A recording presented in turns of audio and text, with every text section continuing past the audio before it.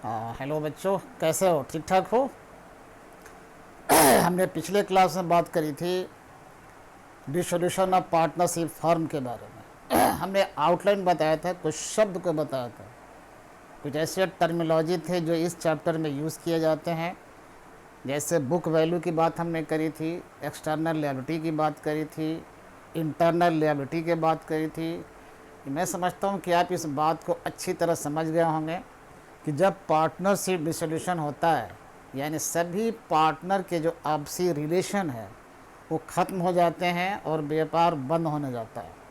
तो जब व्यापार बंद होगा, पार्टनर्स के आपसी रिलेशन ख़त्म हो जाते हैं, इस सिचुएशन को हम लोग कहते हैं डिसोल्यूशन ऑफ पार्टनरशिप फर्म। यानी अब व्यापार नहीं चलेगा। तो हमें करना क्या होता है, जो फर्म की पुस्तक है, जो अकाउंट्स है, उनको क्लोज करना होता है। एक एक आइटम जो बैलेंस शीट में दिखाई पड़ रहा है, उन सारे आइटम के जो खाते हमारे अकाउंट्स में हैं, वो सबको हमें क्लोज करना होता है। और क्लोज करके जो हमारे एसेट्स हैं, जो फर्म के संपत्तियां हैं, जिनसे कुछ भी हम रुपया पैसा वसूल सकते हैं, तो उन्हें हम लोग बेचते हैं, पैसा वसूलते हैं। और उस वसूले गए रुपया या पैसे से सबसे पहले अगर कोई एक्सपेंस वगैरह है, उस एक्सपेंस को हम लोग पेमेंट करते हैं। उसके बाद अगर वसूली हुई राशि बच जाती है, तो उस बची हुई राशि से हम लोग एक्सटर्नल लिएबिलिटी का पेमेंट करते हैं। एक्सटर्नल लिएबिलिटी किसे कहते हैं, चर्चा हम कर चुके हैं अपने पिछले क्लास में। जो एक्सटर्नल लिएबिलिटी है, उसका पेमेंट करने के बाद यदि फिर भी कुछ बचता है, तो अगर फिर बच जाता है, तो जो इंटरनल लिएबिलिटी, यानी जो पार्टनर्स अगर फर्म को लोन दिए हैं तो उनको चुकाते हैं। अगर उनको चुकाने के बाद, इंटरनल लिएबिलिटी चुकाने के बाद भी अगर सरप्लस बचता है, तो पार्टनर्स के अंत में कैपिटल हम लोग रिटर्न करते हैं, वापस करते हैं। हाँ, हो सकता है कि कैपिटल रिटर्न करने के बाद भी अगर कुछ सरप्लस बचता है, तब उसको सभी साझेदारों में, सभी पार्टनर्स में उनके प्रॉफिट शेयरिंग रेशियो में डिवाइड कर देते हैं। और इस प्रकार हमारे सारे खाते बंद हो जाते हैं, पैसे अकाउंट का सारा सेटलमेंट हो जाता है और पार्टनर्स अपने अपने घर को चले गए, कहानी ख़त्म हो जाती है। इस प्रोसेस में जो लेजर हम लोग बनाएंगे, जब पार्टनरशिप डिसोल्यूशन होगा, पार्टनरशिप डिसॉल्व कर जाएगा, पार्टनरशिप फर्म बंद हो रही है, व्यापार उसका बंद हो रहा है, तो कुछ लेजर हम लोग बनाते हैं।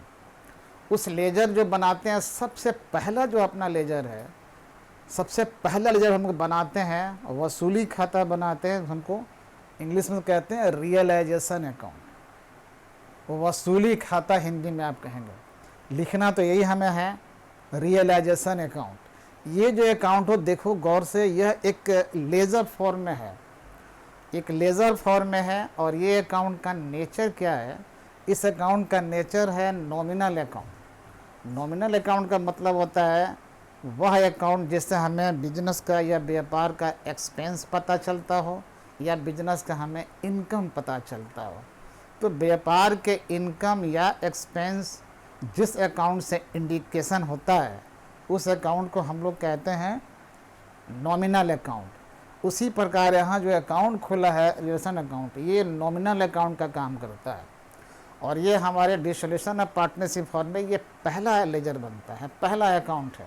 अब ये कैसे बनता है, क्या टेक्निक है, कौन कौन से आइटम्स इसमें लिखे जाते हैं, इसको बनाने के लिए हमें क्या टूल चाहिए, इस पर हमें गौर करना है। बहुत ही आसान है बच्चों, बनाना बहुत ईजी है, इसको बनाना बहुत ईजी है। जब पार्टनरशिप फर्म अगर बंद होती है, व्यापार बंद होता है, तो अब तक जो चलते रहा है, तो हर साल का फाइनल अकाउंट होगा, उसमें एक बैलेंस शीट दिखाई पड़ेगी। क्योंकि बैलेंस शीट वो स्टेटमेंट है, फाइनल अकाउंट का पार्ट है, जो साल दर साल वो आगे चलते जाता है।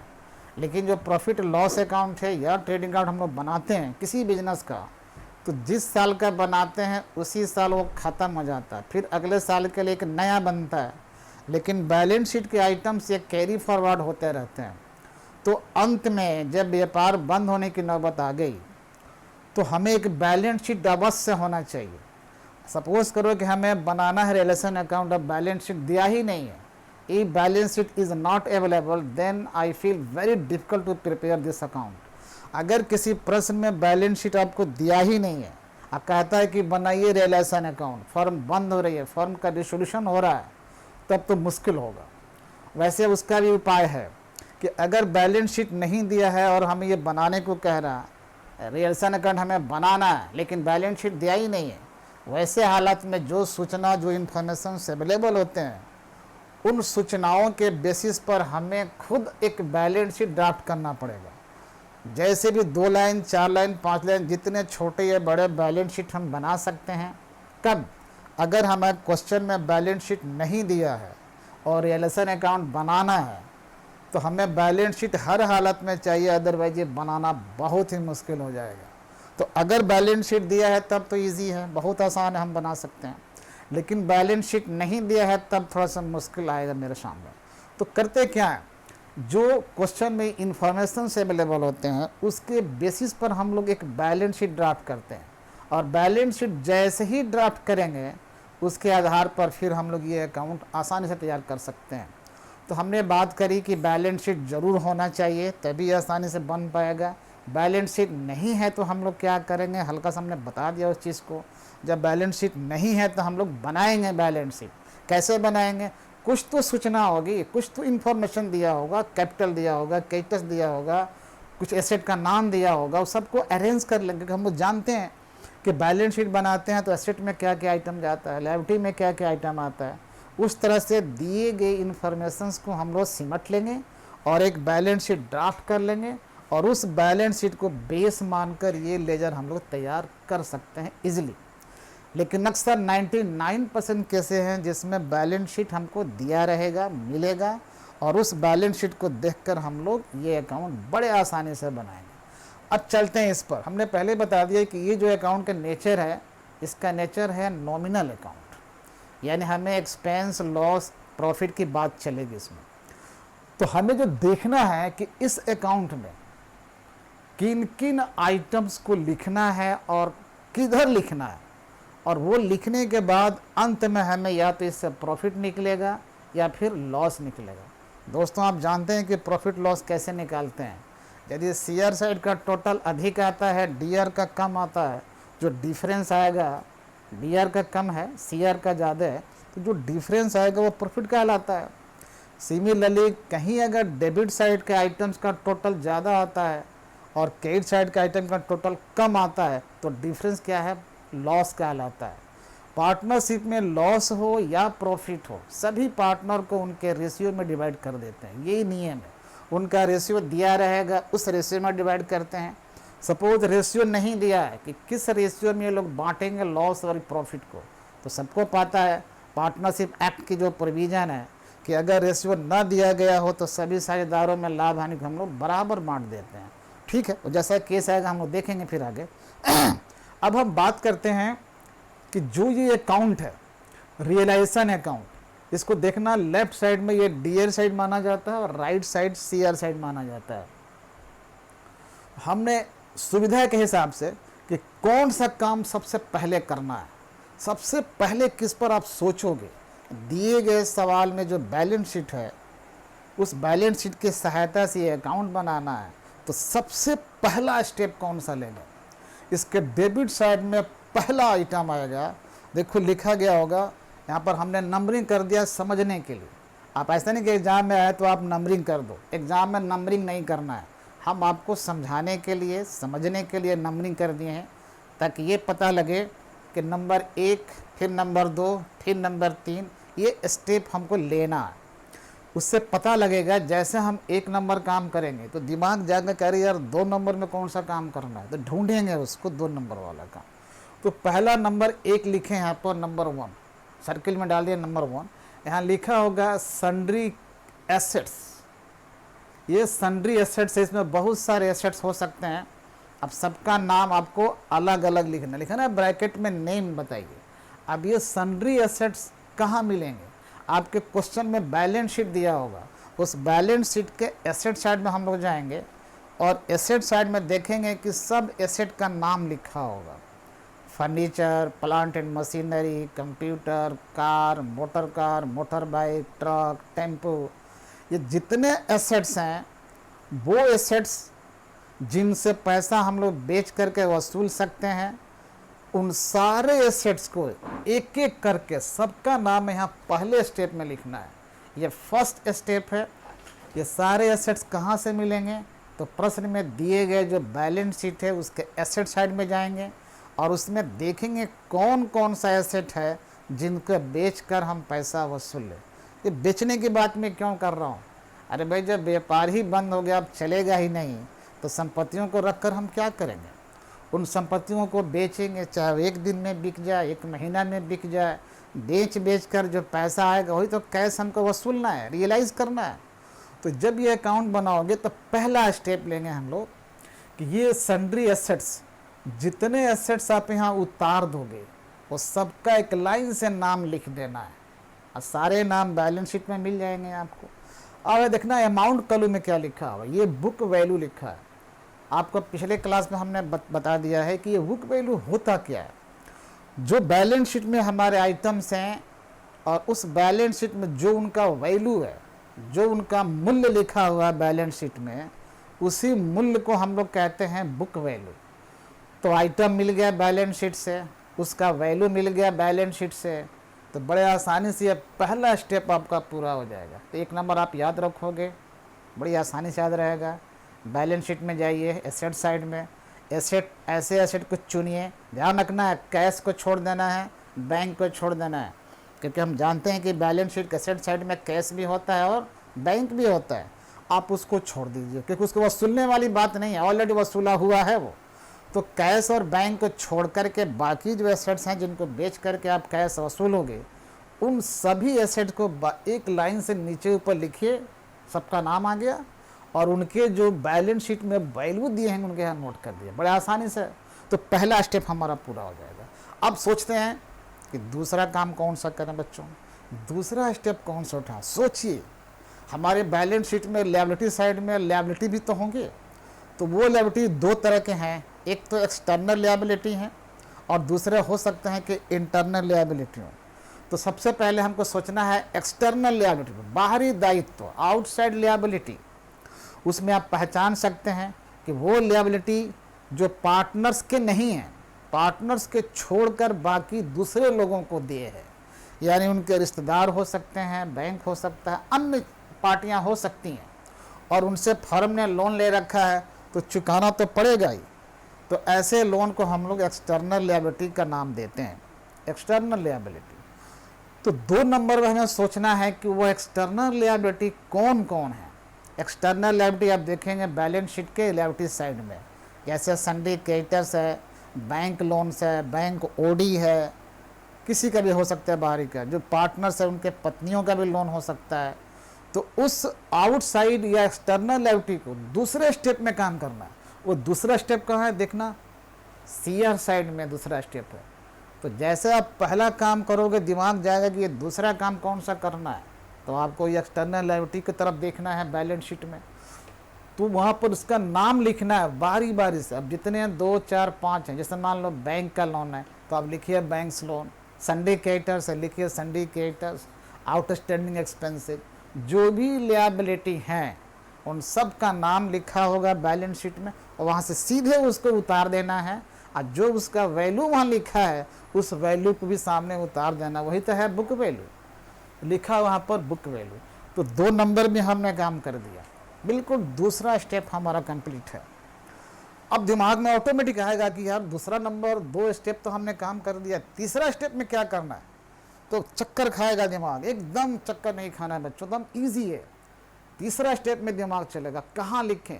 तो देखना सीआर साइड में है, तीसरा स्टेप है स्पेसिफिक प्रोविज़न, शॉर्ट में लिखा गया थोड़ा, स्पेसिफिक प्रोविज़न या स्पेसिफिक रिजर्व या स्पेसिफिक फंड।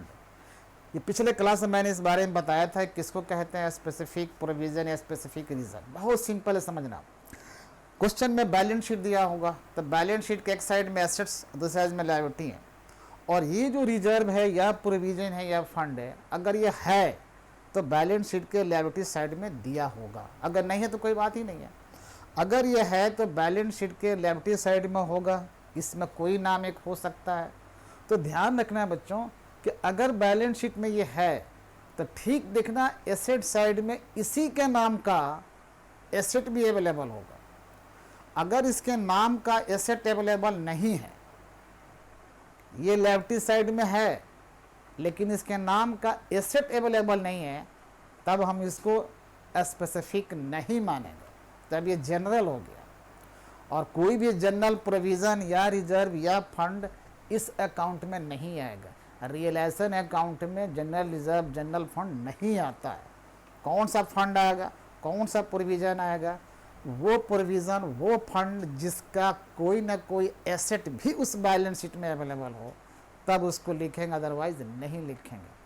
अगर क्वेश्चन में प्रश्न में है तो लिखा जाएगा, लेकिन ध्यान रखना ये तीसरा स्टेप है, ये तीसरा स्टेप है। अगर है प्रश्न में तो आप लिखिए, और उसका जो वैल्यू दिया है बैलेंस शीट में, जो वैल्यू दिया है वही बुक वैल्यू है, और उसी बुक वैल्यू को सामने लिख देना। तो तीसरा स्टेप भी हमारा बड़े आसानी से पूरा हो गया। कहाँ से हमने लिया? अपने दिए गए बैलेंस शीट से ले लिया। बार बार मैं बैलेंस शीट बोल रहा हूँ। तो तीसरा स्टेप करने के बाद दिमाग में फिर चक्कर खाएगा, भाई अब चौथा स्टेप कौन सा लें? तो चौथा स्टेप देखिए किस साइड में लिखा हुआ, वो चौथा पॉइंट या चौथा स्टेप देखो डेबिट साइड में होगा, इसी साइड में, सॉरी इसी साइड में। चौथा काम है एक तो आपने सारे संपत्तियों को ट्रांसफ़र कर दिया डेबिट साइड में बैलेंस शीट से, दूसरे एक्सटर्नल लायबिलिटी को ट्रांसफ़र कर दिया, देखो वहाँ से। तीसरा हमने काम कर दिया जो स्पेशल रिजर्व या फंड थे उनको ट्रांसफ़र कर दिया। अब चौथा काम क्या है कि जो हमारे एसेट्स हैं इनको बेचना है, इनसे रुपया वसूलना है। अब आप जैसे वसूलो, बेचो, इनको जैसे करना है करो। जब आप इनसे रुपया वसूलोगे या बेचोगे तो आएगा कैश, संपत्तियां बेच करके कैश आएंगे या चेक आएगा, और क्या होगा? तो जो भी आप वसूलोगे संपत्तियों को बेच करके, इन्फॉर्मेशन दिया रहेगा कि आपने बेचा।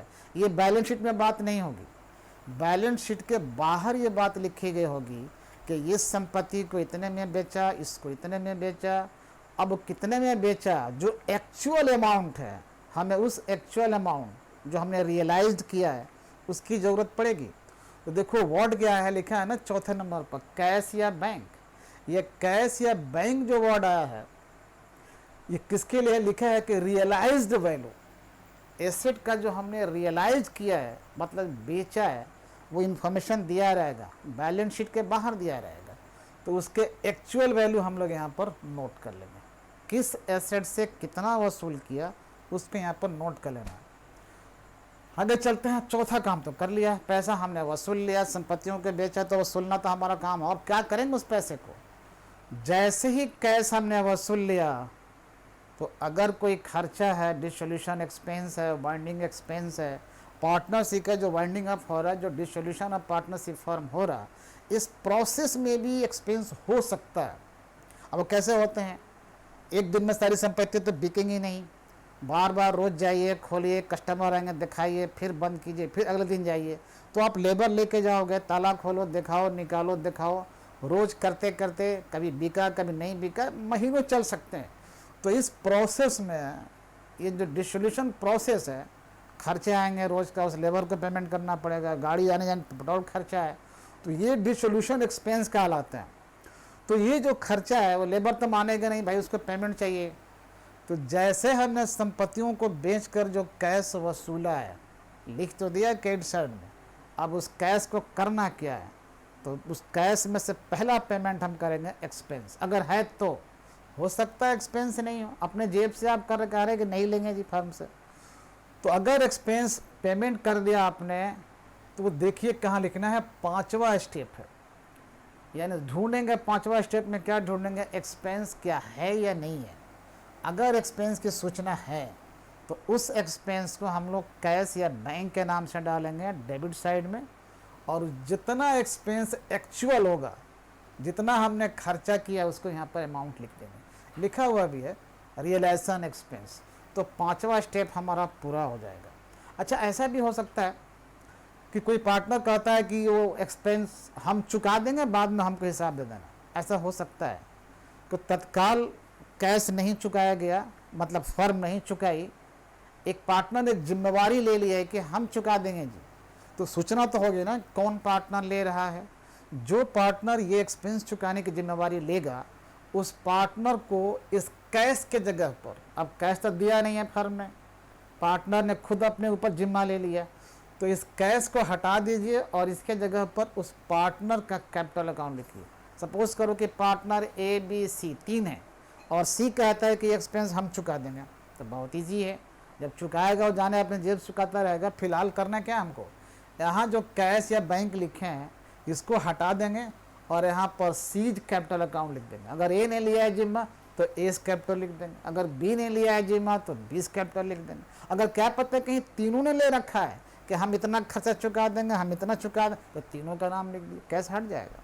लेकिन स्टेप हमारा वही होगा पांचवा, देखो यहाँ लिखा है और में, और पांचवा पॉइंट में और लिखा है और partners capital account expense taken, अगर वो एक्सपेंस खुद ले लेता चुकाएंगे तब इसमें हम लोग उस पार्टनर का नाम लिख देंगे। लेकिन पांचवा स्टेप में आएगा वो डीआर साइड में ही आएगा।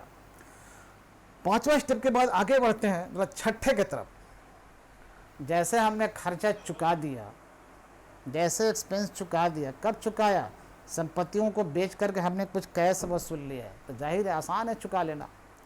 लेकिन एक्सपेंस चुकाने के बाद जो बाहरी हमारे लायबिलिटी हैं, जो एक्सटर्नल लायबिलिटी, वो चढ़े हुए सर पर कि भाई आप तो भाग रहे हैं बंद करके, हमारा चुकाइए। वो बाहरी लायबिलिटी है चढ़ गया हमारे ऊपर कि नहीं दीजिए भाई, दीजिए पेमेंट दीजिए हमको, तो कैश रहेगा तब में चुकाएंगे। चलो मान लिया कैश है हमारे पास, कैश कहाँ से आया है, संपत्तियों को बेचकर हमने रियलाइज़ किया है, वो कैश है हमारे पास। अभी सिर्फ उसमें से हमने खर्चा चुका है, एक्सपेंस चुका है, अभी बहुत सारा कैश है। अगर हमारे पास कैश है तो ये जो एक्सटर्नल लायबिलिटी हम नोट किए हैं इनको चुकाने का आदेश होगा। तो प्रश्न में दिया रहेगा कि उनको पूरा चुका रहे हैं या कैश कम है तो कुछ कम चुका रहे हैं, कितना चुका रहे, ज़्यादा तो बचक नहीं चुकाएंगे। किसी भी लोन को आप चुकाओगे तो ज़्यादा नहीं चुका सकते। हाँ, हो सकता है कि इंटरेस्ट की बात आए, अगर इंटरेस्ट भी चुकाना है, उसका लोन भी चुकाना है, अगर ये आदेश है क्वेश्चन में, तब उसका ओरिजिनल अमाउंट प्लस इंटरेस्ट दोनों कहाँ लिखेंगे, इसके डीआर साइड लिखेंगे कैश या बैंक के नाम से। वो कौन सा पॉइंट है देख लेना, छठा पॉइंट है। छठा स्टेप में एक्सटर्नल लायबिलिटी को चुकाने की बात कही गई है, तो या तो वो कैश में देंगे या फिर चेक में देंगे। ब्रैकेट में हमने एक संकेत दे रखा है EL, एक्सटर्नल लायबिलिटी। ये एक्सटर्नल लायबिलिटी क्रेडिटर्स हो सकते हैं, बैंक का लोन हो सकता है, आउटस्टैंडिंग एक्सपेंस हो सकता है, और कोई पार्टियां हो सकती हैं, कोई भी कुछ हो सकता है जो चुकाना है। तो उनको जो हम एक्चुअल अमाउंट चुकाएंगे, चाहे जितने चुकाने की बात कही गई है क्वेश्चन में, प्रश्न में, अमाउंट हमको दिया रहेगा कि भाई इनका तो 20,000 चुकाना था लेकिन ये 15,000 में मान गए, तो एक्चुअल अमाउंट 15,000 तो चुकाना है। तो जितना में मान गए, जितना में तय हो गया चुकाना, आप उतना ही अमाउंट यहाँ लिखोगे। इसलिए देखो यहाँ लिखा गया एक्चुअल अमाउंट पेड, 20,000 का एक्सटर्नल लायबिलिटी है, अगर कहता है कि 18,000 में ही तय है, 18,000 ही चुका देना है, तो एक्चुअल अमाउंट हमारा 18,000 है जिसको हम यहाँ पर लिखेंगे। अगर कहता है कि नहीं 20,000 का है, जितना है उतना ही चुकाना है, इसका मतलब फिर हम यहाँ पर फिगर कितना लिखेंगे, 20,000। यानी जो अमाउंट आप पेमेंट के रूप में दोगे एक्सटर्नल लायबिलिटी को, वही अमाउंट यहाँ पर लिखना है। और गड़बड़ मत होना, यहाँ पर जो आपने लिखा है वो बुक वैल्यू है, वो हमारे बैलेंस शीट में दिया हुआ, उसको सीधे हमने वहाँ से उतार दिया है। और चुकाने की बात है तो इस सूचना इन्फॉर्मेशन दिया रहेगा बाहर, उसके अनुसार हम लोग अमाउंट यहाँ पर लिखेंगे। जब हम छठा काम पूरा कर लेते हैं, यानी बाहरी लायबिलिटी को चुका दिया, अब चुका दिया, हो सकता है कि कहीं चुकाने की बात ना हो, कोई पार्टनर कहे भाई छोड़िए हम चुका देंगे, यानी कोई भी लायबिलिटी अगर पार्टनर, कोई भी पार्टनर चाहता है कि नहीं छोड़िए अब मत चुकाइए, हम चुका देंगे, बाद में फर्म से हिसाब लेते रहेंगे, तो अगर पार्टनर में से कोई भी बंदा इस एक्सटर्नल लायबिलिटी को चुकाने की जिम्मेवारी ले लेता है, पूरा ले ले, हाफ ले ले, जितना ले ले, तो आउटसाइड लायबिलिटी का जितना हिस्सा वो चुकाने की जिम्मेवारी लेगा और जिस वैल्यू पर लेगा, वो कितने वैल्यू पर चुकाने की जिम्मेवारी ले रहा है, तो उसके नाम पर लिखेंगे हम लोग, और जितना वैल्यू वो लेगा उतना वैल्यू उसके नाम पर लिखेंगे। तो देखो बगल में हमने लिख दिया है और ओवर या पार्टनर्स कैपिटल अकाउंट, यहाँ पर लिखे ना एक्सटर्नल लायबिलिटी टेकन। अगर कोई पार्टनर एक्सटर्नल लायबिलिटी का टेक ओवर करता है, जिम्मेवारी लेता है कि हम चुका देंगे, तो उस पार्टनर का नाम किधर लिखेंगे? रियलाइजेशन अकाउंट के डेबिट साइड में लिखेंगे। किस पॉइंट पर? छठे नंबर पॉइंट पर। छठे नंबर पॉइंट पर या तो नकदी चुकाएंगे, छठे नंबर पॉइंट पर आएगा, तो कैश एक्चुअल अमाउंट जितना चुकाया लिख दिया, और वर्ड क्या लिखा? कैश या बैंक। अगर कैश बैंक का भुगतान न करके कोई पार्टनर ने खुद जिम्मा ले लिया है, तो ये वर्ड हटा दीजिए कैश और बैंक, और इस जगह पर क्या लिख दीजिए? उस पार्टनर का नाम लिख दीजिए। सीधी सीधी से बात। ऐसा भी हो सकता है कि ये एक बड़ी अमाउंट है, बड़ी राशि है, एक्सटर्नल लायबिलिटी, पार्टनर ने पूरा नहीं लिया। मान लो कि 20,000 चुकाना था, पार्टनर उसमें से 5,000 अपने ऊपर ले लिया, कहता है कि 5,000 तो हम चुका देंगे जी, तो बच कितना गया? 15,000 बच गया। तो जितना पार्टनर लेगा उतना ही उसके नाम पर डाल सकते हैं। तो यहाँ पर क्या लिखेंगे? पार्टनर्स का नाम लिखेंगे और जितना अमाउंट लोन लिया था उसके सामने डाल देंगे। तो बच कितना गया था? 15,000, और वो 15 है, इसका मतलब कि उन्होंने कैश चुका दिया। तब दोनों लाइन आ जाएगी इसमें। जितना कैश चुकाया वो कैश या बैंक लिख कर अमाउंट लिखेंगे 15,000, और जितना इस बंदे पार्टनर ने लिया है उसके नाम पर लिख कर के ये अमाउंट लिख देंगे। इस प्रकार वो उसका पेमेंट हो गया। तो छठा पॉइंट कंप्लीट हो गया। अब आते हैं जरा 7वें पॉइंट पर। हो सकता है कि कोई पार्टनर जो पूरा प्रोसेस का देखभाल करता है, ताला ले खोलो, बंद करो, आओ जाओ, इस मेहनत के लिए वो मांग करता है कि हम ऐसे नहीं जाएंगे, व्यापार तो बंद हो रहा, ग्राहक तो आएंगे नहीं, कमाई तो कुछ है नहीं, टाइम हमारा बर्बाद हो रहा, आना है जाना है, रोज़ जाओ रोज़ जाओ रोज़ जाओ। तो इसके लिए हमें कुछ मेहनतनामा चाहिए, हमें मजदूरी चाहिए, हमें रेमुनरेशन चाहिए, हमें कुछ चाहिए, हमें भी खर्चा दीजिए आप। इसका हम सैलरी लेंगे, सैलरी तो नहीं कहेंगे, रेमुनरेशन लेंगे। अगर ऐसा तय हो जाता है, तय किसके बीच होगा? फर्म और इस पार्टनर के बीच में। ये इन्फॉर्मेशन हमें दिया रहेगा, ये इन्फॉर्मेशन हमें दिया रहेगा क्वेश्चन में कि क्या किसी पार्टनर को तय कर रहे हैं कि चलो भाई आप सारा देखभाल करो, आपको रेमुनरेशन देंगे। अगर तय है, if any remuneration payable to any partner, अगर तय है तो उसको क्या करेंगे? अमाउंट तय होगा, ये बात क्लियर लिखी रहेगी उसमें। तो उस पार्टनर को 7वें पॉइंट पर हम लोग लेके आएंगे। 7वां नंबर, 7वां स्टेप हमारा है। तो 7वां लिखा ना, partners capital account. Partners capital account, यहाँ देखना ये लिखा है ना, रेमुनरेशन टू पार्टनर। हर सवाल में ये बात हो जरूरी नहीं है, हो सकता है कहीं हो। तो अगर प्रश्न में ये है कि पार्टनर को तय कर दिया कि भाई आपको रेमुनरेशन देंगे, तो उस पार्टनर को आप डियर साइड में नोट करेंगे, और जो रेमुनरेशन तय है उस राशि को लिखेंगे हम अमाउंट खाने में। अब आते हैं फिर 8वें खाने में। 8वें खाने में हम बता दें कि इसमें क्या कर सकते हैं। हम जानते हैं कि कभी कभी कुछ ऐसे एसेट होते हैं हमारे बिजनेस में, कंपनी में, कि उस एसेट का नाम कुछ पता नहीं है हमारे बैलेंस शीट में। क्योंकि बैलेंस शीट में सारे एसेट का नाम होते हैं, हम जानते हैं कितना उनका वैल्यू वो भी लिखा रहता है। तो बैलेंस शीट में लिखे गए सारे एसेट तो हैं अवेलेबल फिजिकली, लेकिन उसमें एक दो ऐसा एसेट कोई मिल गया जो फिजिकली तो है, जैसे कंप्यूटर या फैन है, लेकिन देख रहे हैं कि फैन हमारे बैलेंस शीट में लिखा ही नहीं है। तो फिजिकली प्रेजेंट है एसेट, लेकिन वो बैलेंस शीट में उसका नाम तो है नहीं। तो ऐसे एसेट को हम लोग कहते हैं अनरिकॉर्डेड एसेट। कोई ऐसे एसेट जिनका नाम हमारे रिकॉर्ड में नहीं है, लेकिन फिजिकली वो प्रेजेंट है, कहीं कोने में है, जिस तरह से हो, कबाड़ के रूप में हो, जिस तरह से हो। तो अब तो व्यापार बंद कर रहे हैं, तो क्या करेंगे? उसको कबाड़ के रेट में बेचें, जैसे बेचें, पैसा तो वसूलना है उससे। तो वैसे एसेट जो अनरिकॉर्डेड हैं उनको सेल करने से भी हम अमाउंट रियलाइज़ करते हैं। तो अगर ऐसा केस है, जो दो तरीके हैं, अगर कोई अनरिकॉर्डेड एसेट है तो जिस तरह बाकी एसेट्स को आप बेच करके रियलाइज़ करते हैं अमाउंट, उसी में इसको जोड़ दो तो इस पॉइंट में आ जाएगा, चौथा नंबर में आ जाएगा। लिखा है ना, कैश या बैंक। भाई वो अमाउंट लिखा है रियलाइज्ड वैल्यू, या आप अलग लिखना चाहते हो तो एक अलग से पॉइंट बना दो, टर्म वही आएगा, कैश या बैंक। यहाँ संकेत हमें दे रखा है अनरिकॉर्डेड एसेट।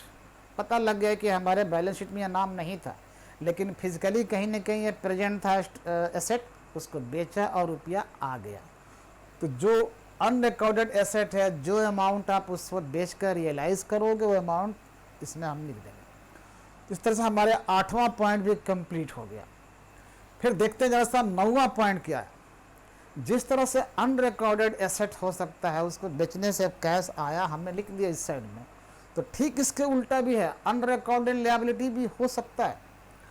कोई ऐसे लिएबिलिटी जो हमें चुकाना है लेकिन हमारे बैलेंस शीट में नहीं था, यानी अनरिकॉर्डेड लिएबिलिटी था, लेकिन वो चुकाना है, उसके सारे प्रूफ उस लेने वाले ने हमको दिखा दिया कि भाई ये पैसा लेना है।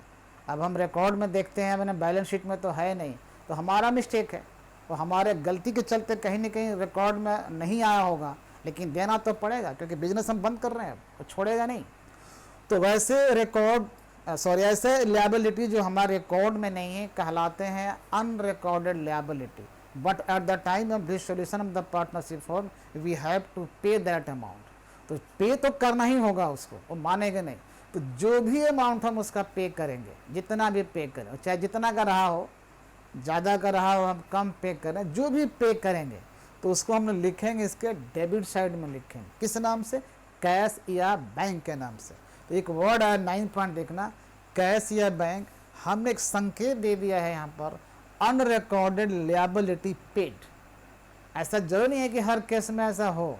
अगर हमारे प्रश्न में केस है कि अनरिकॉर्डेड लिएबिलिटी है तो बिल्कुल आप पे करो। तो जितना आदेश होगा, अगर मान लो कि अनरिकॉर्डेड लिएबिलिटी 10,000 का है, लेकिन आदेश हो रहा है कि पैसा तो है नहीं, 5,000 चलो पे कर देते हैं, अगर सब कुछ सहमति मिल रही है तो जितना अमाउंट हम पे करेंगे वही अमाउंट लिखेंगे, वो ज़्यादा होने से कोई मतलब उसका नहीं है। इस तरह से हम लोग इतने पॉइंट पहुंच गए स्टेप बाय स्टेप। इसमें 2 पॉइंट लिखने से रह गया है, 2 पॉइंट।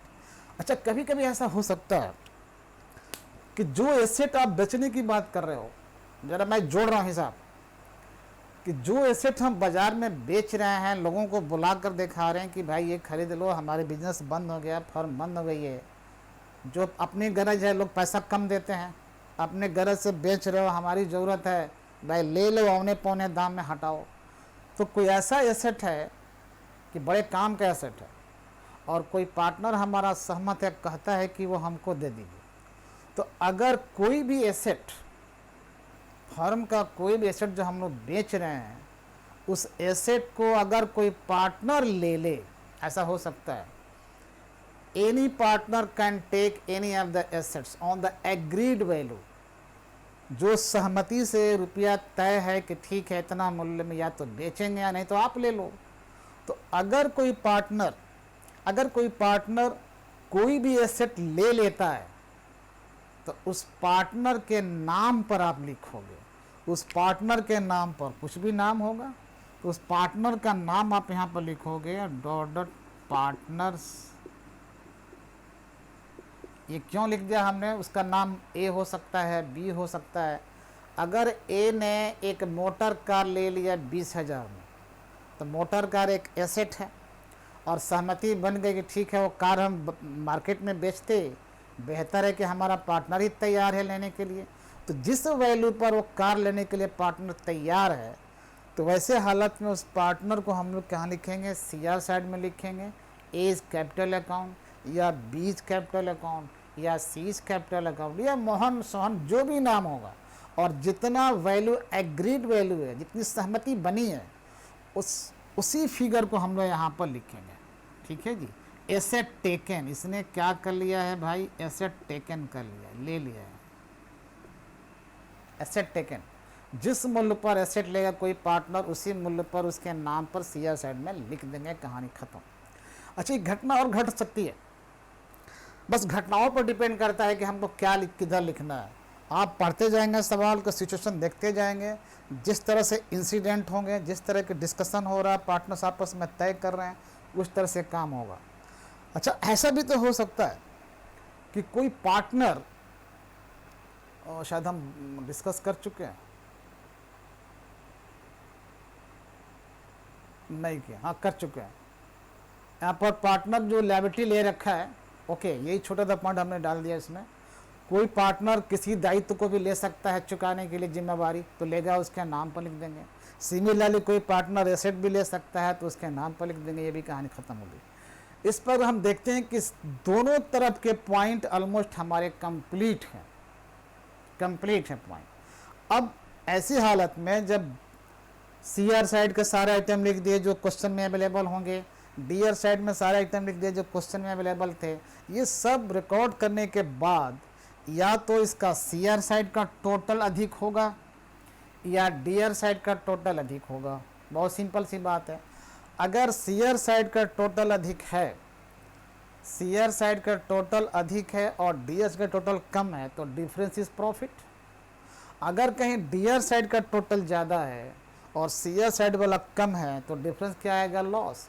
तो दोनों एक ही साथ नहीं हो सकता कि एक ही फर्म में लॉस और प्रॉफिट दोनों एक बार निकले, कोई एक निकलेगा, या तो लॉस निकलेगा या फिर प्रॉफिट निकलेगा। तो दोनों पॉइंट एक ही चीज़ का दो रूप है, एक सिक्के के दो रूप होता है, उसी तरह से है। इसमें देखना, ये है 10वां पॉइंट, इसलिए 10वां पॉइंट दोनों तरफ दिखाई पड़ रहा होगा, कहीं एक रहेगा, एक ही समय में दोनों साइड में नहीं रहेगा। तो चलो मान लेते हैं कि CR साइड ज़्यादा है और DR साइड कम है, तो क्या होगा? प्रॉफिट होगा। तो आप CR टोटल में से DR घटा दीजिए और जो भी प्रॉफिट आएगा आप यहाँ पर लिख दीजिए। हम यहाँ पर लिखते हैं प्रॉफिट। ये प्रॉफिट निकल गया, total CR minus total DR, profit निकाल दिया आपने, अमाउंट कॉलम में लिख दिया। अब ये जो प्रॉफिट आया है, ये प्रॉफिट हम जितने साझेदार हैं बेचारे, उन सभी साझेदारों के बीच में उनके रेशियो में बांटते हैं। रेशियो दिया रहेगा, किस रेशियो में लाभ हानि को बांटने की सहमति है साझेदारी में। हो सकता है कि रेशियो नहीं दिया हो, रेशियो मेंशन ही नहीं किया है, तब पार्टनरशिप एक्ट की प्रोविज़न लागू कर देते हैं। पार्टनरशिप एक्ट में प्रोविज़न है कि if ratio is not mentioned, तब वैसे हालत में सभी साझेदारों के बीच लाभ हानि को इक्वल बांट दिया जाता है। ये आपको याद रखना पड़ेगा, बराबर ऑब्जेक्टिव में आते रहता है। तो जो भी आपने प्रॉफिट निकाला है, इसको हम लोग कहते हैं प्रॉफिट ऑन रियलाइजेशन अकाउंट, यानी संपत्तियों को रियलाइज करने, दायित्वों को चुकाने, सारा काम करने पर लास्ट में हमको क्या हुआ? तो प्रॉफिट हुआ। फिर भी यहाँ पर उस प्रॉफिट को सभी साझेदारों में उनके लाभ हानि अनुपात में बांट देते हैं और सबके नाम पर यहाँ पर लिख देंगे। आपको रेशियो में बांटना आता होगा और बांट करके उनका नाम के सामने दिखलाइए और फिर टोटलिंग जो बाहर कॉलम में आ जाएगा। इस प्रकार हमारा प्रॉफिट का काम खत्म हो जाएगा। ठीक, अगर इसके उल्टा बात करें, लॉस हो सकता है, तो क्या? तो ये सिचुएशन उल्टा हो जाएगा। ये जो लिखे थे DR साइड में आ जाएगा CR साइड में, फिर वही कहानी होगी। DR टोटल में से CR टोटल माइनस किया तो क्या निकल गया? यहाँ पर लॉस आ गया है। ये लॉस का बंटवारा सभी साझेदारों में करेंगे उनके रेशियो में। रेशियो में बांटने के बाद जिसका हिस्सा आए, A के सामने A का लिखिए, B के सामने B को लिखिए, C के सामने C को लिखिए, और इनके सारे लॉस में हिस्सा जो भी मिला उस हिस्से को उनके सामने लिखने के बाद फिर सामने जोड़ करके लिख दीजिए। और इस प्रकार ये रेशन अकाउंट आपका कंप्लीट हो जाएगा। कंप्लीट हो गया। अब जब भी पूछना है कौन कौन सा आइटम किधर गया, अब कोई दिक्कत इसमें नहीं है। मुझे लगता है, मुझे उम्मीद है कि आप अच्छी तरह बात को समझे होंगे और फिर हम अगले वीडियो में मिलेंगे कुछ एक नया चैप्टर लेकर या फिर नया टॉपिक लेकर के।